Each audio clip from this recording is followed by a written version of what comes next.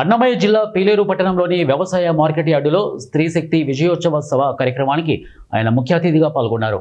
ఈ సందర్భంగా ఆయన మాట్లాడుతూ ఎన్నికల్లో ఇచ్చిన మాట ప్రకారం సూపర్ 6 పథకాల్లో వృద్ధులు, వితంతువులకు పెన్షన్ పెంపు, ఏడాదికి ఉచితంగా 3 గ్యాస్ సిలిండర్లు, తల్లికి వందనం, రైతులకు అన్నదాత సుఖీభవ, ఆర్టీసీ బస్సుల్లో మహిళలకు ఉచిత ప్రయాణం 5 పథకాలు అమలు చేసి రాష్ట్రంలో సంచలనం సృష్టించారని అన్నారు.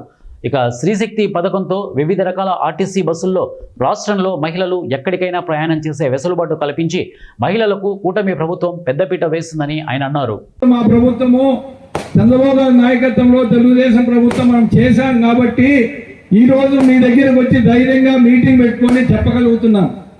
ఈ రోజు ఏదైతే ఎలక్షన్ హామీ ఇచ్చామో తల్లికి వందనం, ఆ రోజు వైసీపీ ప్రభుత్వంలో ఒక బిడ్డకే వస్తామనింది డబ్బు. ఈ రోజు ఎంతమంది బిడ్డలు ఉంటే అంతమందికి మైనార్టీ మహిళలు ఎవరైతే ఉన్నారో వాళ్ళకు చాలా ఉపయోగం. తెలుగు వాళ్ళు కూడా 2 బిడ్డలు తక్కువ ఎవరు లేరు. మైనార్టీ వాళ్ళు అయితే 3, 4 బిడ్డలు ఉన్నారు కాబట్టి ఆ పథకం చాలా ఉపయోగంగా మీకు ఉందా లేదా తల్లి? తల్లికి వందనం. తర్వాత స్కూల్లో యూనిఫామ్ కానీ, గవర్నమెంట్ స్కూల్లో భోజనం కానీ అన్నీ కూడా ఈరోజు లోకేష్ గారి నాయకత్వంలో చాలా బాగా చేస్తున్నారు స్కూళ్ళల్లో పిల్లలకంతా కూడా. తర్వాత ఎన్టీఆర్ భరోసా మీకు గుర్తుంటుంది, 200 రూపాయల పెన్షన్ ముందు. ఈరోజు 4,000 రూపాయలు, 10,000 రూపాయలు, 5,000 రూపాయలు పెన్షన్ చేయడం జరిగింది.